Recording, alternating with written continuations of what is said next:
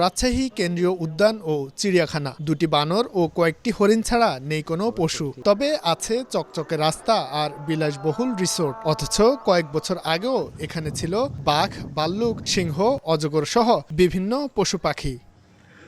সংশ্লিষ্টরা বলছেন, করোনা পরবর্তী প্রায় ২০ কোটি টাকা খরচ করে সিটি কর্পোরেশনের সাবেক মেয়র AHM খায়রুজ্জামান লিটন চিড়িয়াখানাটিকে পার্কে রূপ দিয়েছেন। সে সময় বেশিরভাগ পশু পাখি দান করা হয় দেশের অন্যান্য চিড়িয়াখানায়। নির্বিচারে কাটা হয় প্রায় ৩০০ গাছ। এতে ক্ষুব্ধ নগরবাসী। কয়েকটা বানর আর সাথে কিছু হরিণ আর কিছু মাছ, তাছাড়া আর কিছু দেখলাম না। যেখানেই যাবেন শুধু পার্ক, মানে মানে রাইডস টাইপ, তারপরে সবকিছু পার্কের মতো করছে আর কি। যে হাতি ঘোড়া আগে ছিল, বাঘ ভাল্লুক, সেটা আর নাই এখন। চিড়িয়াখানার আপনারা দেখভাল করবেন যেন আবার সে আগের মতো পরিবেশ ফিরে পায়।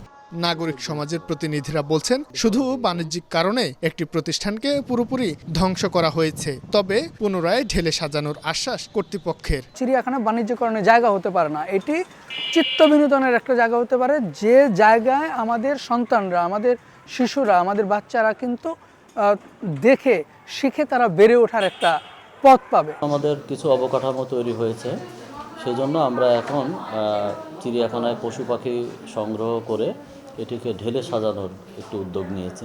১৯৭৪ সালে রাজশাহী নগরীর শ্রীরামপুর এলাকায় ৩৩ একর জায়গার উপর নির্মাণ করা হয় চিড়িয়াখানাটি। ১৯৯৬ সাল থেকে এর দায়িত্ব গ্রহণ করে রাজশাহী সিটি কর্পোরেশন।